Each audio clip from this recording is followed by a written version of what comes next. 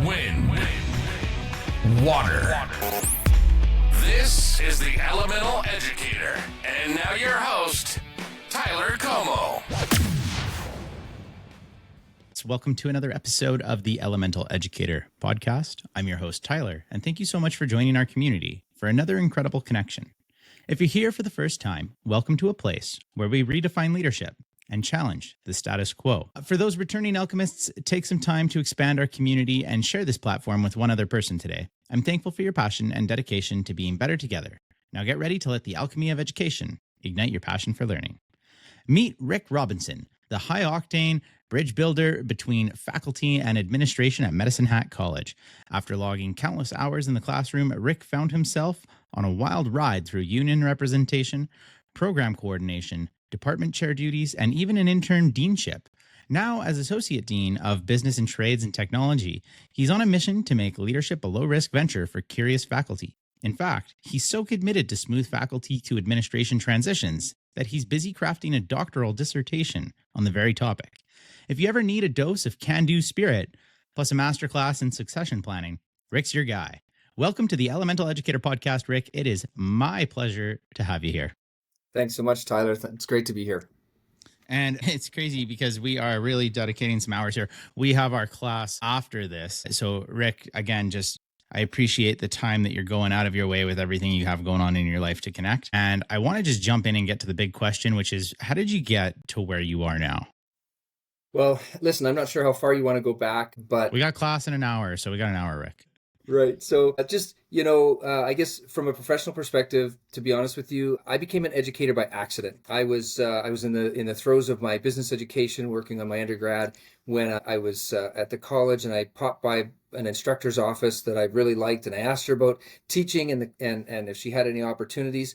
And I didn't mean I wanted to teach a whole class. What I really meant was I wanted to teach one day or one topic out of a class that she taught, because I loved it so much.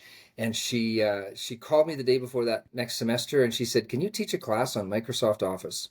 And that was really the beginning of a love affair with being in the classroom. So 23 years later, I'm no longer in the classroom, which is really quite sad. But that's how I began as an educator.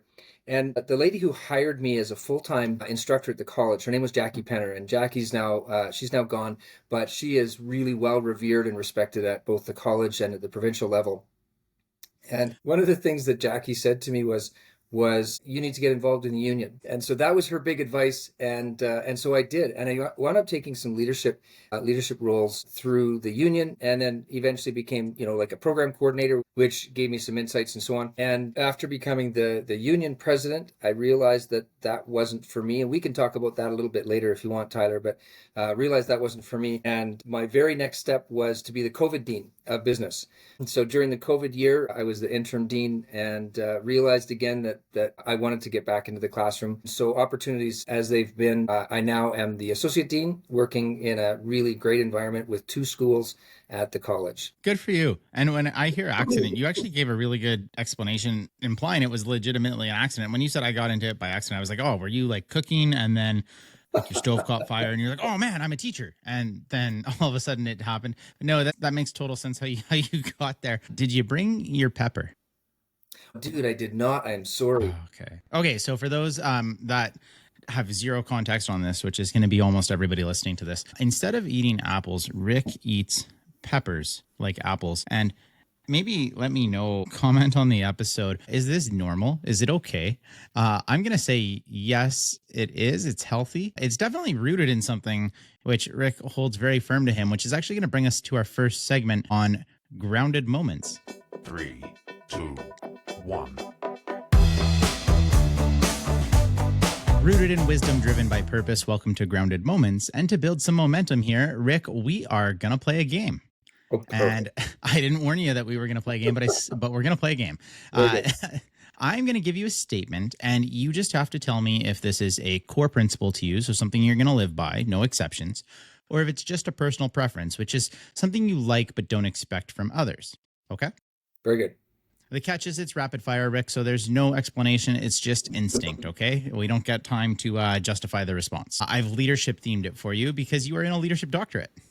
Perfect. Here we go. Leaders should always be the last to speak in a meeting. Preference. Faculty should be involved in every step of administrative decision-making. Preference. It's better to over-communicate than risk leaving people in the dark. Principle. Professional development should be a non-negotiable part of every faculty contract. Principle. A good leader should always have an open door policy. Principle. Succession planning is essential for every department, no exceptions. Principle. Feedback from faculty should always be anonymous to get the most honest responses. Actually, no, I don't even like that. It's not even a preference. Leaders should regularly teach a class to stay connected to the academic experience. Really strong preference, especially for me. Every department meeting should have a clear agenda and a hard stop time. Preference. It's okay to say, I don't know as a leader, as long as you follow up with the answer. Principle. There we go. So thanks for playing the game, Rick. Wow. I feel like that was crazy. Thank you for taking me through that. Yeah. Yeah. I'm sure And half those answers were wrong.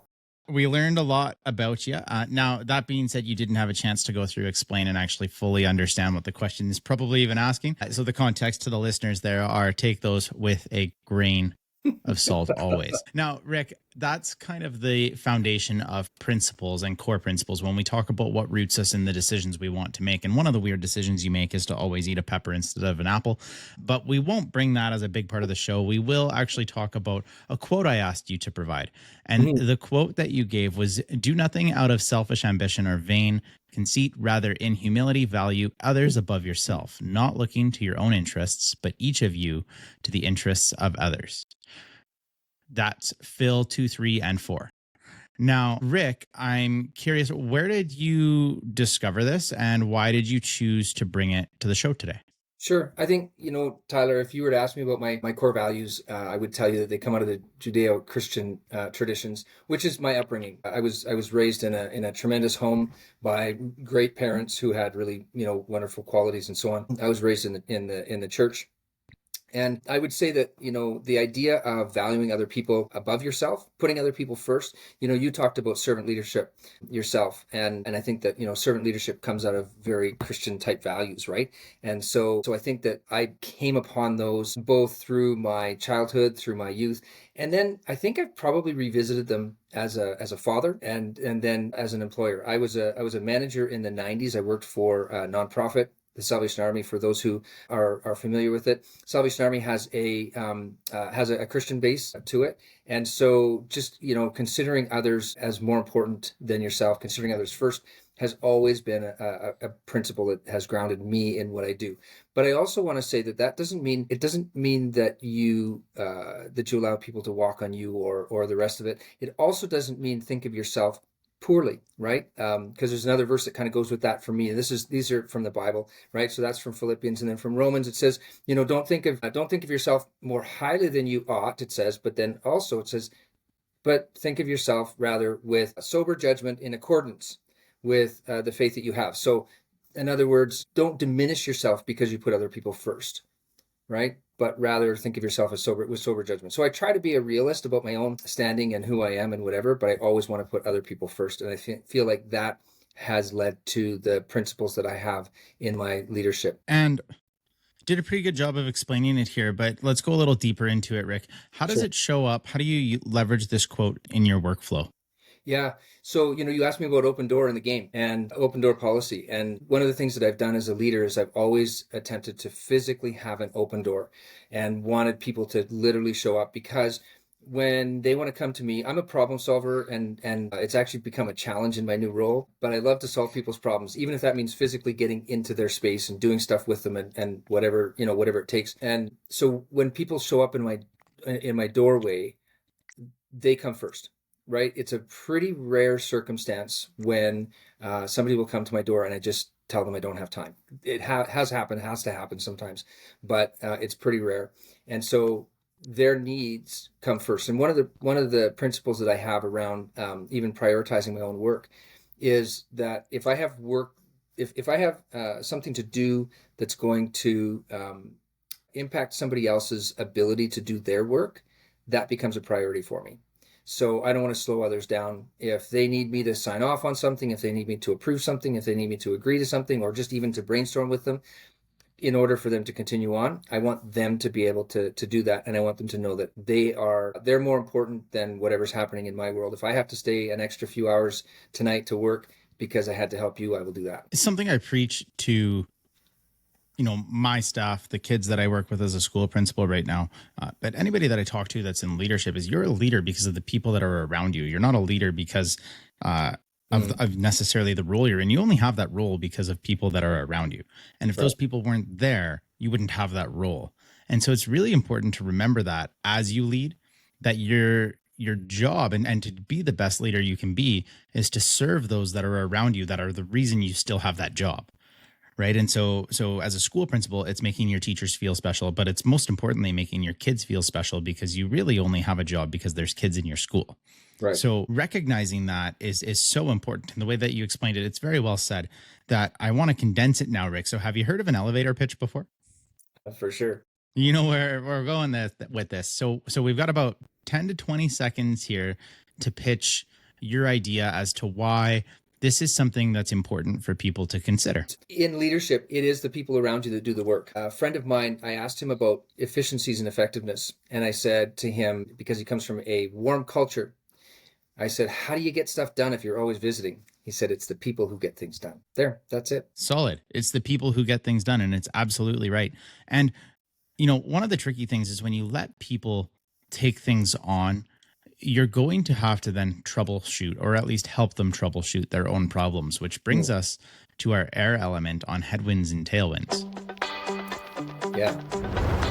Through storms and surges, discover the lessons from headwinds and tailwinds, where we focus on the challenges that test us and the forces that help us move forward. And Rick, you bet it, we are going to play another game here. This game is, this game's going to get us in trouble. This game is called Make It Worse.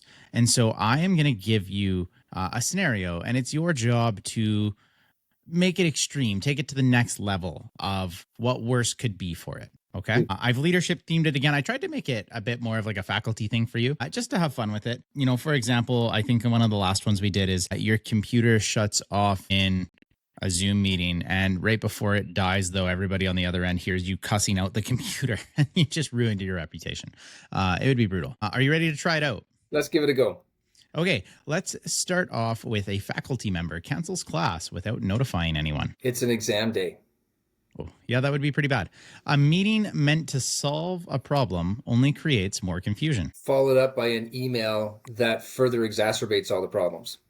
You send out an important memo to the entire department and realize it's got some major typos. Happens all the time.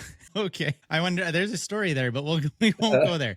You introduce a speaker at an event and you get their name wrong. And then you go back and joke about it when you correct it.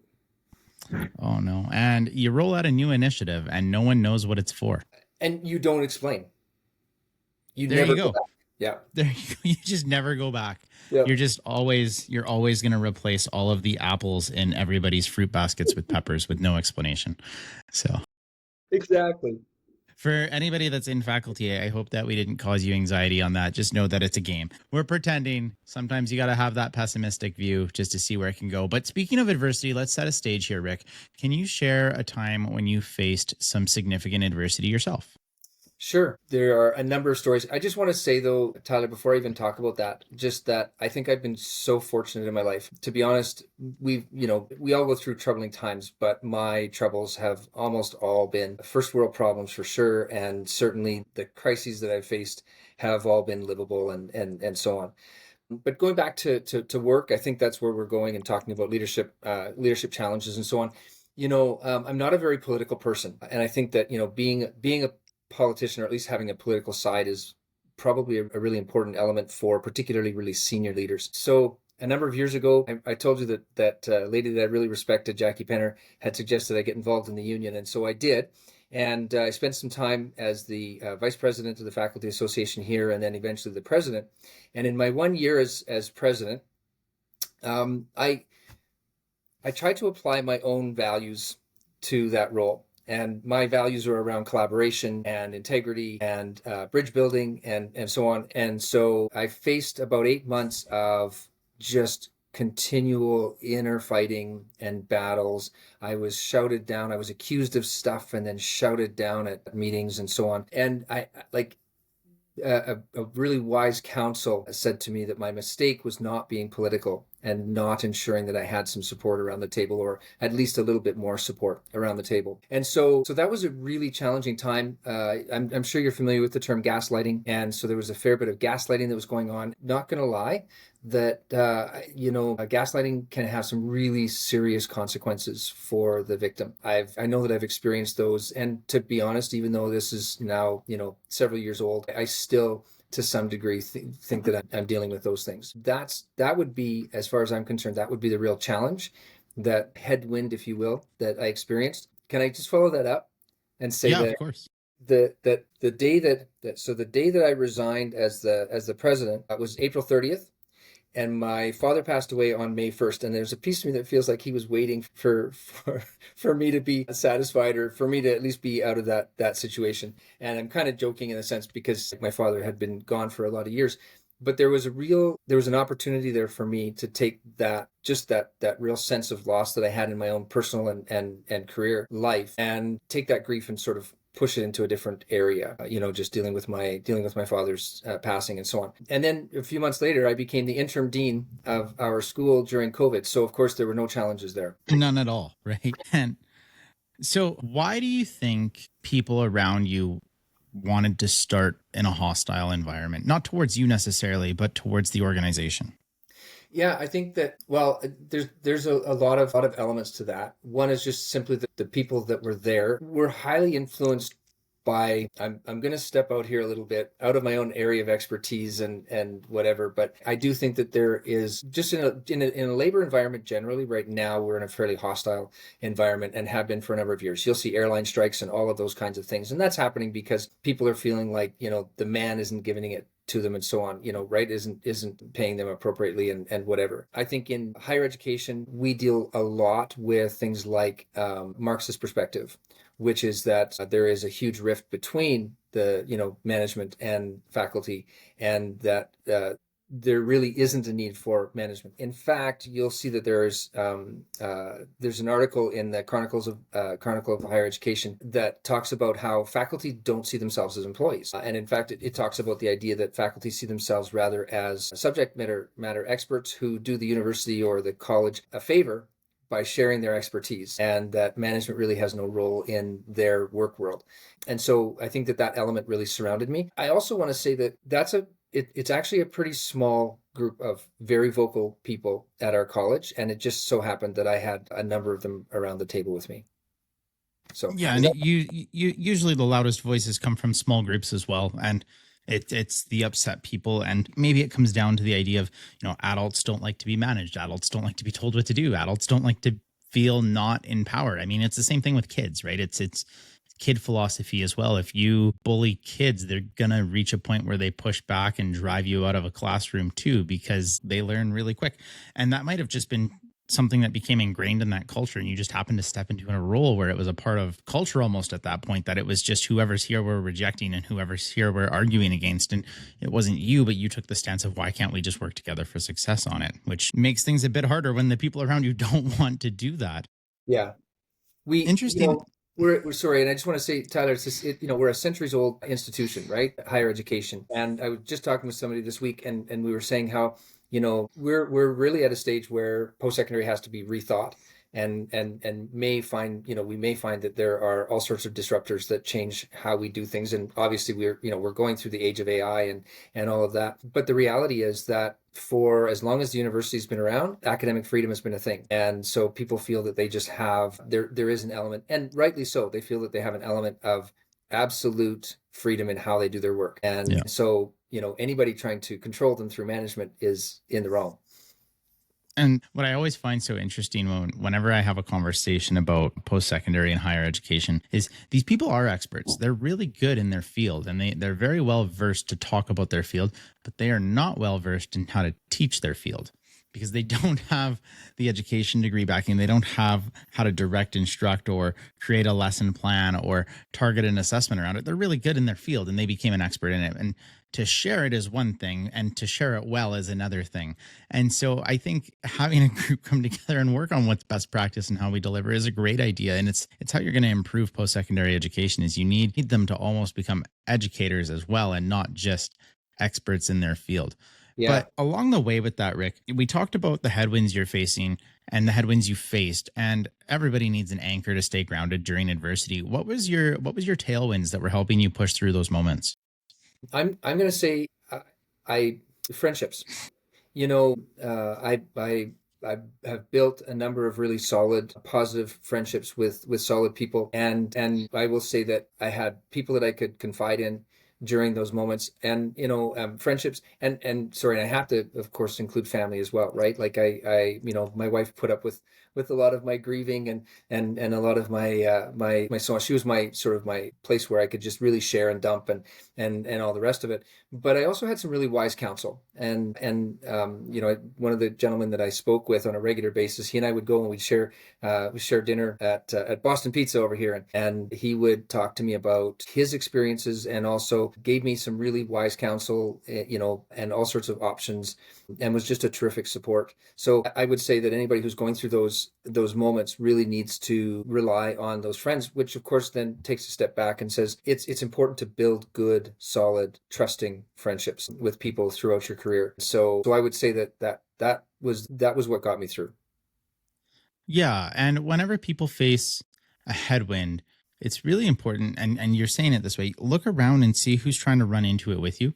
See who's a part of that team and surround yourself with that team, because that's how you're ultimately going to get through it with a lot of ease, or at least in a bit of an easier scenario, right? When you can surround yourself with like-minded people, you can accomplish some incredible things. Yeah. And more often than not, whenever we face adversity, it's an indicator that we're about to make some pretty serious changes, which brings us to the water element on ripples of change.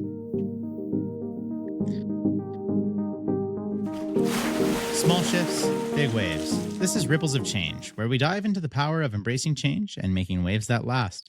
And Rick, we're going to play another game here called Here's the Trick. And I could make it Here's the Trick Rick for this game. Beautiful. I am going to give a situation that people always have advice for, and I just want you to give some advice that actually works in the scenario, okay? This does not have to be rapid fire. We can go as in-depth as you want here, but we're going to give our best advice to these scenarios, okay? All right. So the best way to help faculty transition into a leadership role is step by step, very slowly. There are a number of elements, and just like becoming a teacher, you want to have a grounding in sort of the basics of the theory and so on. And when you go and do your practicums, you start out just observing in the classroom and seeing what it's like. And then your next practicum, you teach a lesson. And then by the time you're done your final placement, you're teaching a semester. And so I think that dumping somebody into a leadership role right from the classroom is almost a sure way to have a lack of success or a really difficult changeover. And of course, if the leader is having a difficult time, that means that all of the people in their department are also going to struggle. If you want to build trust between faculty and administration, the trick is to consistently identify the way that management is doing well or explaining and being transparent about management decisions. Oversharing and being too transparent can be problematic, but ensuring that people understand what it is that has predisposed a decision or whatever, making sure they understand that. We're actually in the process of dealing with helping faculty to understand what's happening in other departments. One of the challenges that I've found and I've heard from the new faculty in particular that I'm now overseeing is challenges with the bureaucracy in our college. And so helping them through that by putting a face on all of those other places has begun the process of building trust between the faculty and those departments as well. I don't know if that answers your question, Tyler. Yeah, that's great, Rick. That's sound advice, honestly. If you want to ensure smooth succession planning, the first step is identify somebody who's both capable and interested. I like that identification process. Two more here, Rick. The next one is the first skill everyone should learn in Excel documenting is the basic form. Don't use a calculator. I mock people who use it. That's my best. Yeah, Yeah.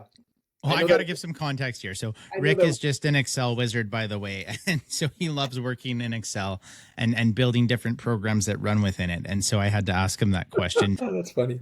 Good one. And so, sorry, I didn't even hear the answer because I was too busy just I hearing you just laugh there. learned that it's not a table, it's a calculator.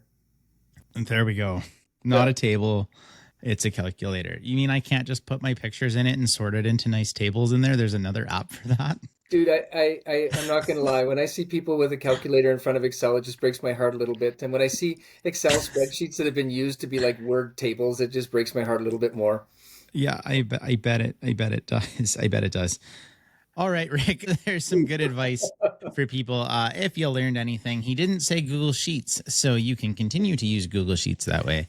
That's I guess we're Team Microsoft over here. I kind of set the precedent for that. Speaking of changes, though, Rick, what is a recent change that you embraced or led?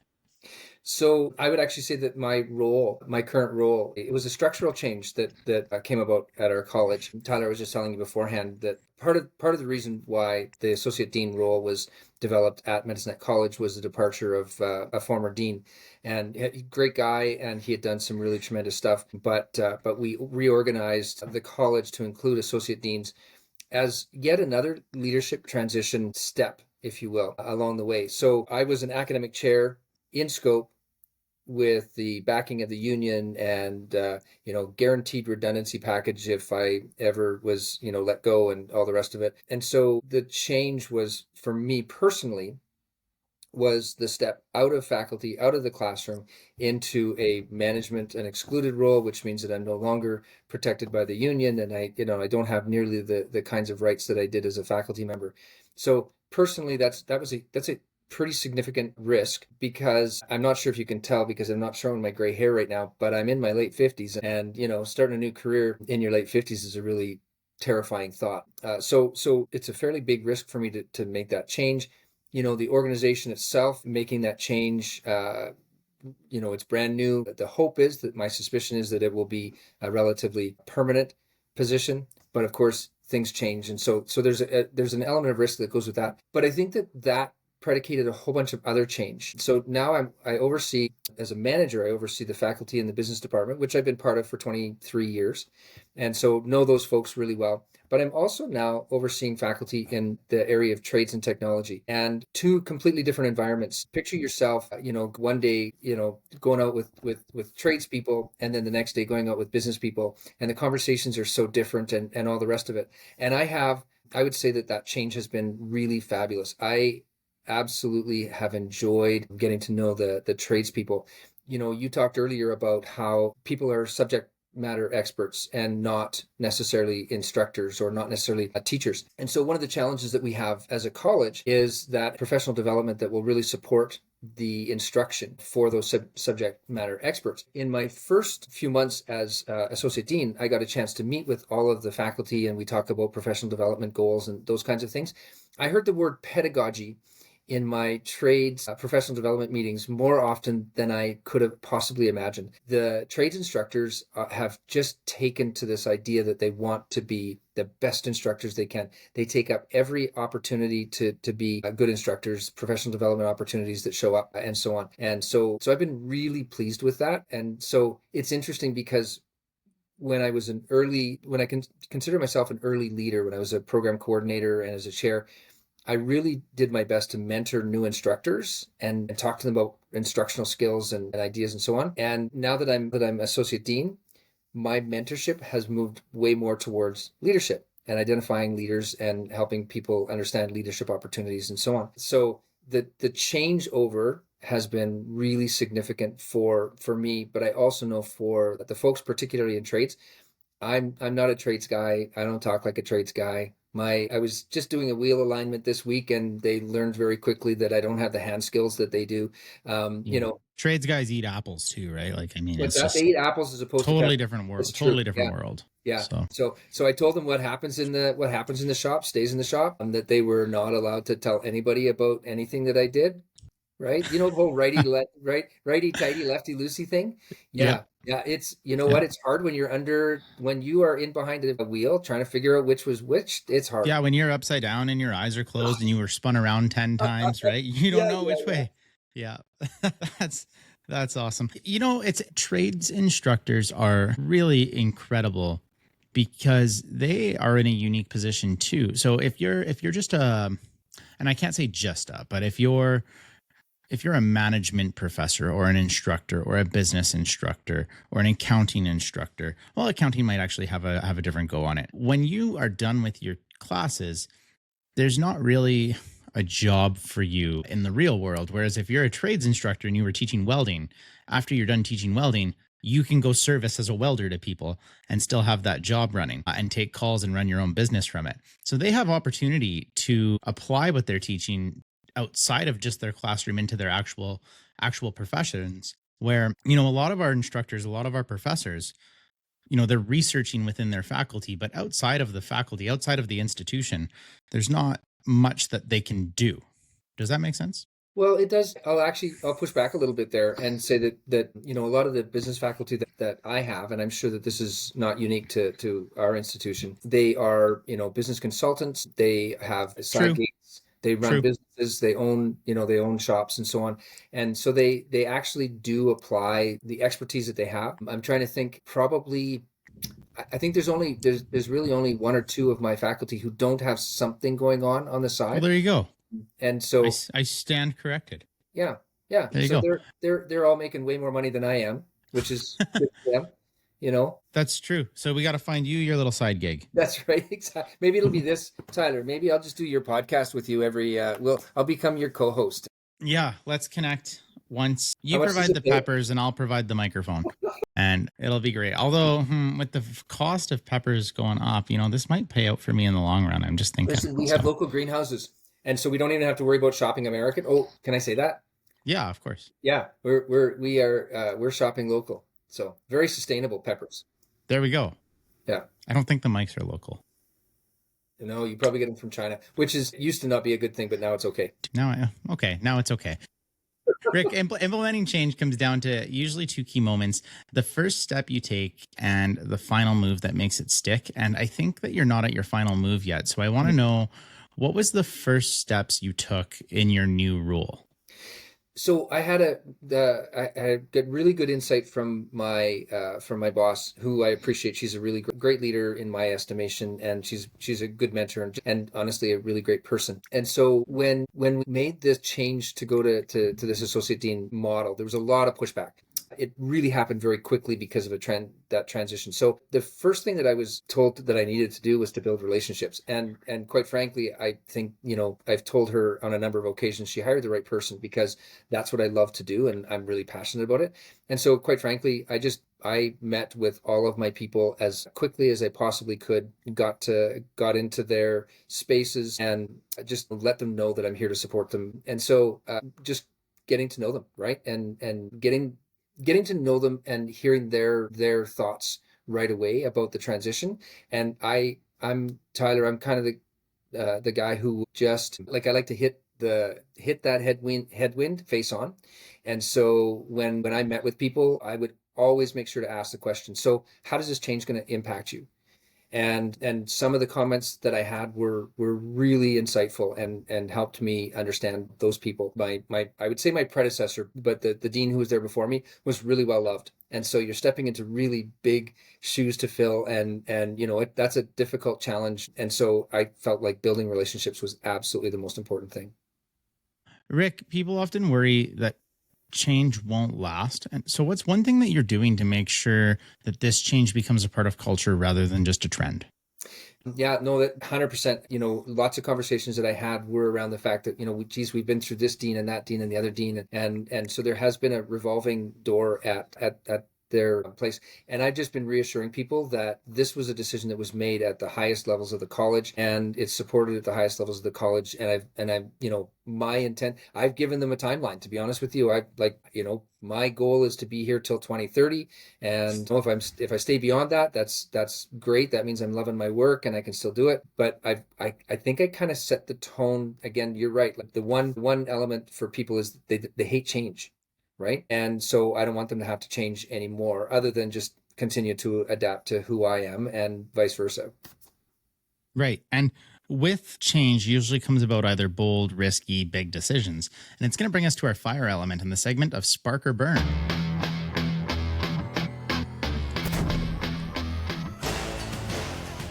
Ignite your ideas, face the flames. This is Spark or Burn, where we talk about bold decisions, big risks, and the fires that either spark success or burn lessons into our memory. And Rick, we're going to play our last game of the show today. This is called Final Answer. I'm going to give you a high stakes decision, and you have to lock in your answer immediately. Much like our Grounded Earth game, no explanations, no take backs. Okay? Very good. We're just going to commit. Would you rather have a faculty member who is incredibly skilled but difficult to work with, or pleasant and reliable but only average in their role? Oh, I would take the pleasant person every day. No explanations. If you could only focus on one succession planning. If you could only focus on one, succession planning or crisis management. Meaning what? You can only focus on one. I'm an amazing crisis manager, but it's not as important as succession planning. Would you rather, budget cuts or major curriculum changes? Well, I would do the curriculum changes because budget cuts change lives, but no explanation. Oh man. If you had to choose leading a new initiative with high risk or maintaining a stable program with guaranteed results. You know what? I need more information. Fair enough. Would you rather deal with faculty pushback on a new policy or administration pushback on a faculty request? I way rather deal with the administration pushback. If you could only support one priority, would you support faculty development or student success? Aren't they the same thing? There's a good answer. Would you rather implement a short-term solution that works for now or a long-term solution with delayed benefits? Yeah, let's go long-term, only because I know I'm going to be around for a while. I was going to say, if it was your last year, you might go short-term, but Exactly. You never know. You got 5 years. Okay, you can only take one approach, top-down leadership or grassroots. Grassroots. Would you rather be known as a leader who always says yes or a leader who is comfortable saying no? I want to be comfortable saying no. And if you had to manage a team through one, are you managing them through a merger or a major policy overhaul? Oof. Major policy overhaul. We're doing that right now anyway, so I'm good at it. There we go. Some bold choices. I cut you off on some no explanations, no regrets. You locked in those final answers, and we just have to live with them. My problem is it's going to be heard out of context. I'm sure of it. Yeah, don't worry. We'll put a preface in front of that one saying out of context, little asterisks there. I'm actually just going to specifically clip those moments, Rick, and I'm going to send them out and distribute. No, Perfect. I won't do that. Yeah, put them on Facebook. That'd be great. Yeah. Just link it to my, Yeah, make sure we'll tag you. Speaking of, when you're the co-host, you can put people in those spots instead of me having to do it. I like it. So there we go. I'll just sit back and eat my pepper. Rick, can you tell us about a time when you made a bold leadership decision or took a major risk? I would actually say curriculum redevelopment that we did a number of years ago. That forced us into a collaborative environment. What wound up happening was that there were stages to this curriculum development. First of all, we had to seek industry input and so on. And so I actually empowered people to just take on the role of being industry liaison. Is this supposed to be a fail? Because I can tell you this is a fail. No, this is great. Okay. It can be both. It could be a fail. It's a bit of a fail. So I empowered people. There are people who took on, some of the people who went out to industry. They did amazing. They gathered great information and helped to align it with our current curriculum and identify gaps and so on. There was at least one element of that changeover where they were disinterested, completely disengaged. And rather than allowing those folks to work with other people, I put them together, and it was probably a really bad decision. So we wound up actually stalling almost the whole process because of that. So that was a pretty bold move in the sense that I had to make sort of people choices, and it was a bad decision. I think it's really important that you shared that, because we look at where you are now and you're doing okay and things are okay and we're in a good spot. And it's a really prime example of people, including great leaders, will make bad decisions. And as long as you have the mindset, and it's rooted in what you're trying to do. It's rooted in your purpose. It's rooted in why you made that decision. It's pretty easy to self-correct when a decision goes wrong. It's pretty easy to acknowledge that a decision went wrong.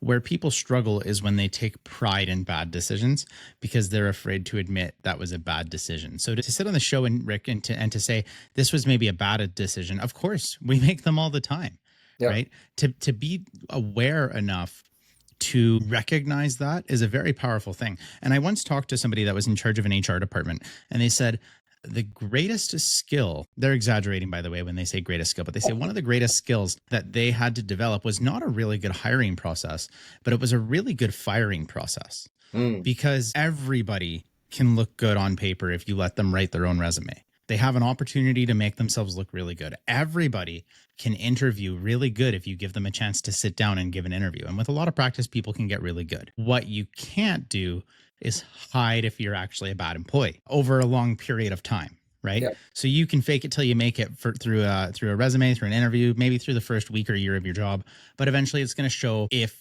you're faking it, your employer will see.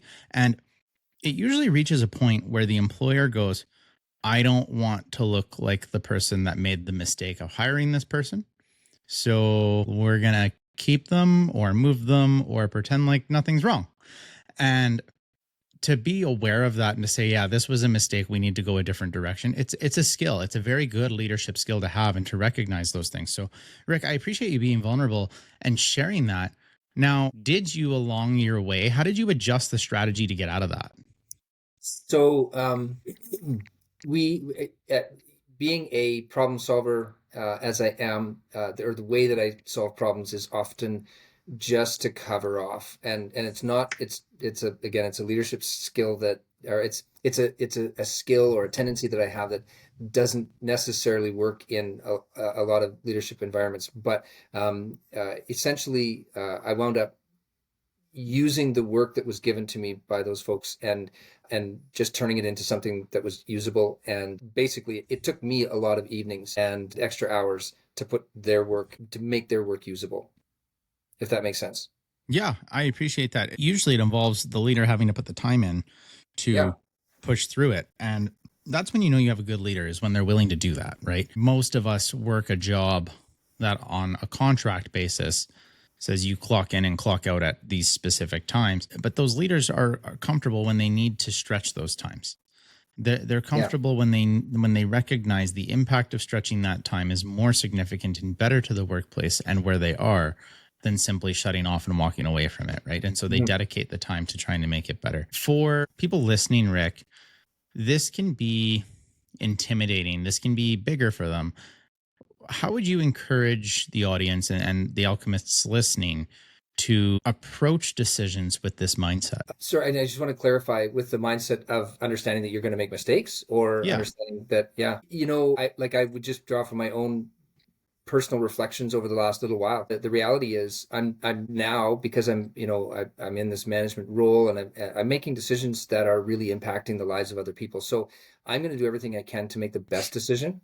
It's not always going to be right, but at the end of the day, somebody has to make a decision. Somebody has to be accountable for that decision. And there's a model that we use for accountability. It's who's responsible, who's accountable, who needs to be collaborated with, or who needs to be in on the collaboration, and who needs to be informed. So it's a Reiki model, or RACI, depending on how you say it. And at the end of the day, I know that I might not be responsible for the work, but I'm accountable for whoever's doing that work. So when I make decisions, if they're not right, don't be afraid to go back and talk to the stakeholders.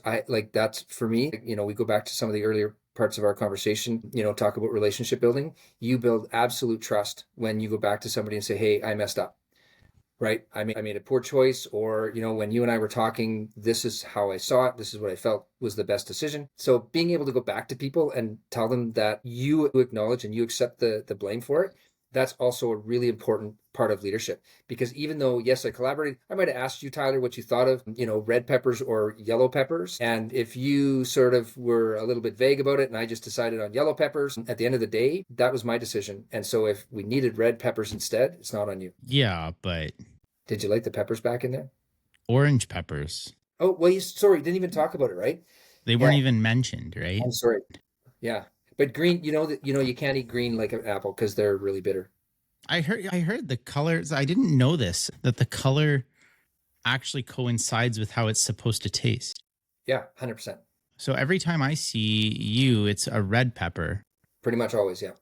I Why? have had orange, though. Orange is pretty sweet. Yeah. Yeah. Okay. Are they like apples where you have like I love a good Honeycrisp apple, and I'll accept an Ambrosia apple, but I don't really go for Gala Reds. Just not my thing. Yeah. Are peppers are like that? For sure. I wouldn't do green. Okay. Again, right? Orange and red for sure are great. They're nice and sweet. Yellows are okay. They're a little bit. They're not as full of flavor. Now we dabble in the world of bell peppers here. We haven't even talked like a sweet pepper, which I've never seen you eat. Right. Thankfully. Or hot peppers. Right. Yeah. Hot peppers as well. So I do like jalapeno peppers. I will bring a jalapeno. And jalapeno poppers. Both are good. Right. Yeah, thanks, Rick. Long story short, that's not going to make the show. Actually, it's going to make the show. Absolutely. Rick, the last segment here is listener questions. And so I put out on my social media for people to reach in and send a question. Now, as co-host, I have to go find these questions, Rick. So I need you to just take over for the next minute while I find them and segue into this segment. Sure. What would you like me to... This is now, these are questions that have come from the audience. I want to just thank all my listeners for their thoughtful engagement. I need more time. If you'd like to grab a coffee, now's a good time. Well, Tyler finds our questions. All right. Leadership succession. That was a great, thank you very much for your mentoring there, Tyler. Appreciate that. Didn't help you at all. Still don't have the questions for some reason. They're not loading. I'm going to find them here. Hold on. I got them on my phone. So let's go here. All right. You asked, we're answering. This is listener questions. We're going to do our best to help you out. And, at the end of the day, if they don't help you, hopefully they help somebody else. The question that I'm going to give you today, Rick, is how do you deal, the question specifically, and we'll have to twist it maybe here, but it says, how do you deal with toxic families that push the limits? So I can twist that. Like we can sort of shift that because of course we don't deal with families. Although interestingly enough, I did have a parent call me just about 2 weeks ago about their child, which of course FOIP doesn't allow me to talk to them at all. But we, I would say there are toxic pockets inside of every organization, right? And so how you deal with those people is around communication. I find that gentle and kind communication is, again, just comes out of who I am. I have dealt with people who will, as one person put it, faculty would eat their own young. And of course, that's not all faculty, right? But when there are those toxic pockets, I do my best to just show kindness. And, and I mean, the idea of having a parent who calls and is just going to lambaste you and call you out on everything that you do, that just sort of takes me back to our conversation about the union element, right? Those folks who just feel like they constantly want to bash everything that management does because it's got to be bad. And I think that, kill people with kindness. And so in all of your communication and so on. Now, that doesn't mean that you can't hold them accountable, because you can hold people accountable, but doing it in a kind, gentle fashion is really important. I know that some of the people that I've spoken to I had a conversation this week with a gentleman who, in his words, I came in hot, and he was really hot about a particular topic. And after about 10 minutes, we sort of solved it away, and I was able to deal with his situation. And he spoke to me a little bit later, and he said, "You know what? I came in hot, and I didn't need to." And so helping people to reflect back on their own toxicity through kindness that would be my best advice. Yeah. And, toxic might be not the same as coming in hot, but what I would say is everybody has the grace to come in hot once or twice. After that, it's a habit. Mm-hmm. And you don't have to tolerate hostile conversations that are heated where you work. And so if it's a matter of being yelled at, if it's a matter of that, shut it down. Correct. Right. And people hate that, and they'll push for a little bit.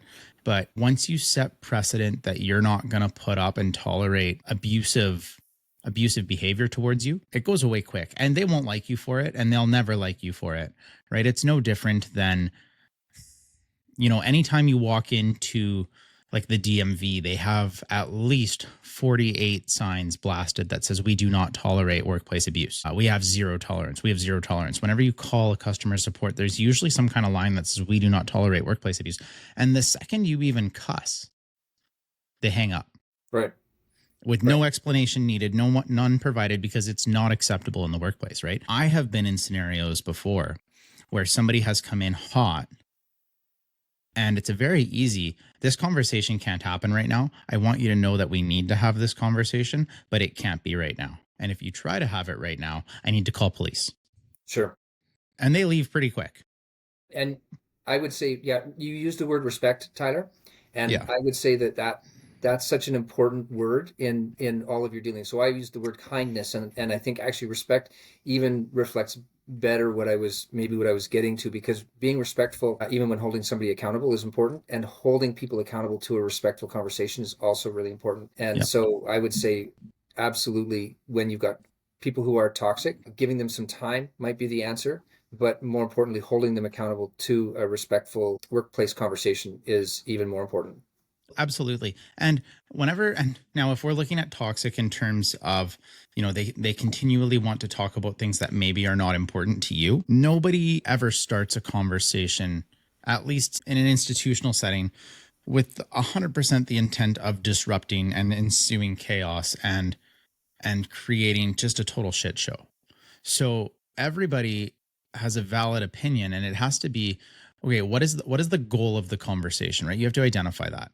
And so what I do, if somebody comes in and I feel like this is not going to go well, and I'll say I'm going to have a toxic conversation, the first thing I do is invite somebody else to be a note taker for the conversation, because I want the person to know that they have my fullest attention.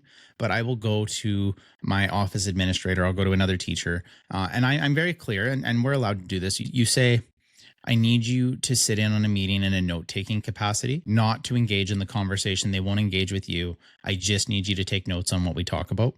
And then when the person comes in, you invite them in. Your first words are not to address that person. Your first words are, I'm so happy you're here. This is really important to me to talk about with you. I can't wait. I've made a lot of time for us today. Let's sit down and have a conversation. And then they come into your space and you say, just so you know, in order for me to focus on this conversation, I've asked so-and-so to take some notes and capture it for us. Yeah. I don't want to record it. I don't need it to be a recorded conversation. So I'm not going to use an AI transcriber, but I'm going to have this person document it for us.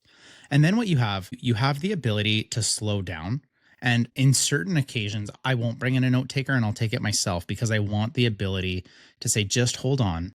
I need to write that down to make sure that I capture it fully in what we're trying to say, right? And you can take a very tense situation and slow it right down. Sure. By just saying, I got to write. I just hold on one sec. Yeah. Right. So you make them feel valued. You bring them in. You have to align with a goal, right? So I know that you're really frustrated right now. What outcome are we hoping to get from this conversation? And you have to go to that's your very next topic, right? And once you have that idea of what's the goal of us talking, if the goal is for you to just vent for 30 minutes to an hour, I'm really sorry, but I don't have time unless we're working towards some kind of solution. Mm-hmm. Right. Yeah. If you just want to be angry, right? I mean, everybody has a right to just be angry, right? But not everybody has a right to come at you and share that they're angry with you. Sure. Well, and I would say that, again, sort of my problem solving orientation has led me sort of down that very same path, where like I can't have one of those conversations without trying to identify at least some solutions, and I've learned over the last 10 months in this new role to ask people for their solutions before I begin my own, because of course I'm very quick to jump to solutions and I'm usually very good at it, but I need to hear other people's. But I want to take us back a little bit in the origin of that part of the conversation, Tyler. You said that nobody ever enters a conversation with the intent of just sort of disrupting and so on. And I actually, I want to just even reflect back on my conversation about the time when I was the union president. Trust is a really important thing. And we would trust that in a professional environment, people are not intending to just cause you harm or disrupt your life or whatever the case is. the truth is that there are people like that. There are toxic people who just have an intent of making your life or your organization worse. But it's not because of you as an individual. What I mean by that is it's not a personal attack. It's Sometimes. well, Sometimes it is. That's been, I will say that my own experience has been because of my value set. mhm. I've been attacked, right? Like I have a I don't hide my my Judeo-Christian value set, and I know that that doesn't always sit well with a lot of people, particularly in academia. And so I know that like I've been informed of all sorts of conversations around my value set that people have had, and so sometimes it is a personal attack, and so learning to have a very small trusted, going back to that conversation earlier, having that small trusted circle, and with everyone else giving them some leeway, like you said, right, making sure that there's an opportunity for people to, there's some grace for people to be hot or to whatever, but at the same time recognizing that you can't necessarily trust everyone. And so I think that there are people who really do intend to do damage to other people, and I feel sad for them because that's what brings them satisfaction. And I guess what I mean by this, Rick, is so getting attacked because of what you believe in, that's an attack on a value, not as you as a person. They didn't meet Rick and go, I hate Rick, I'm going to be mean to Rick. They heard what Rick likes and said, oh, I don't like that either. Right. Okay. Yeah. No, that's right? fair. That's fair. Right. Yeah. They haven't met you yet. And if they're going to be mean to you, like, let's say that I really like the Winnipeg Jets over the Edmonton Oilers and somebody hates me because I like the Winnipeg Jets and they instantly want me out because of that. Right. That's not me. Right. That's them hating the Jets, right? That's not which is a horrible decision, by the way, but that's different. That's somebody approaching something with a bias against you based off of not you as an individual, but part of you. Yeah, understood. So when we talk this idea of how do you deal with toxic families, you have to lead with the mindset of they're not there to do harm against you as an individual. Right? They're usually in there to do harm either to the institution for some reason or something bigger that just hasn't been talked about, right? Yeah. I'm actually going to, now that I've just had a few minutes to even think about that from a school perspective, I had 3 sons and all 3 of my boys went through the school system. They're all graduated and professionals in their own right at the moment. And I spent a fair bit of time in the schools dealing with circumstances, particularly one of my sons. I won't mention that it was my oldest. And so he was a bit of a hellion in school. And I probably at one point would have been considered perhaps a toxic parent, but I hope that I wasn't. I think I was reasonably toxic, if you can be that. I went in, I recall going in at one point and, he'd been kicked out of welding class for safety issues. And so I went in and I was hot. And I was like, my son deserves some chances. He deserves some communication. When did you counsel him about these things? And the teacher, the welding teacher, he brought out this file folder that was like this big and opens it up and turns it around so I can read it, pushes it in front of me. He says, you mean like this and this and this and this? And he starts pulling back the pages. And I remember just feeling awful in that moment. And I turned to my son and I was like, you go to class. And like I was just, now I'm not mad at the school. Of course, I'm kind of a little bit ripped with my son, right? And so, and I actually had more than one of those very same instances. And I think that if I could reflect as a parent, and again, maybe not toxic in the sense that I was unreasonable, but as a parent, what I did appreciate was the willingness of, there was a principal there, the teacher was there, he had all the facts, all the information, and they were sort of, rational in their conversation, right? And I understood that I was protecting my son. That's what I was doing. And at the end of the day, that's all people want to do. Right. And I think they came into that meeting with an understanding that I was there to protect my son. And so if you're on the flip side of that, if you're the principal, if you're the teacher, I would say just acknowledging that's what parents are there to do. And then have a reasonable conversation, rational conversation with them is what will help get rid of a lot of toxicity. They're just somebody's baby, right? 100%. They're somebody's kid. And they're just trying to be looked out for at the end of the day. Yeah. And even when you get to working with adults and in leadership settings, They're just looking out for themselves. Most reasons people get heated is because they're scared or they're fearful or they're worried about something that's going to happen is going to do harm to them. So they're going to cause harm first to try to prevent it. That's right. Right. And it's that fight, flight, or freeze mechanism. And recognizing that is the first step to addressing and mitigating toxic behavior and toxic culture. Yeah. Right. Is create a space where people feel safe and comfortable. Right. If those toxic people feel safe and comfortable, they're either going to be toxic for you or they're not going to be toxic. Right. Exactly. Right. So, well, Rick, if people have questions or want to connect with you a little bit more and just hear your story a bit, what's the best way for them to get a hold of you? I would say email is your best bet. I'm on LinkedIn. You can reach me there, of course, but email, it's just rrobinson@mhc.ab.ca, and that's the best email to reach me at. Awesome. And we'll have that linked in the show notes of this episode. And Alchemists, as we wrap up our episode today, I just want to take a moment and say thank you for hanging in there with us through our pepper jokes, through our toxic leadership conversations, through my co-host learning how to be an incredible co-host in the future. And we're so thankful for your listenership. The show is here to help you grow and to help us grow in some way, shape, or form. If you've pulled some meaning from this episode, reach out to Tyler at elementaleducator.com and let me know what you pulled from it, or comment on the YouTube video feed of this and let me know what was your biggest takeaway. Maybe it was a specific pepper you liked, or maybe it was one of the games we played that you disagreed with completely on all of Rick's unfiltered statements. No, I'm just kidding about that. But Rick, thank you so much for taking time out of your morning to join me on the Elemental Educator Podcast. Absolute pleasure, Tyler. Thanks for having me. You've been listening to the Elemental Educator. We hope you've enjoyed the show. Make sure to like, rate, review, and subscribe. We'll be back soon, but in the meantime, find us on Instagram, Facebook, and X at Elemental Educator.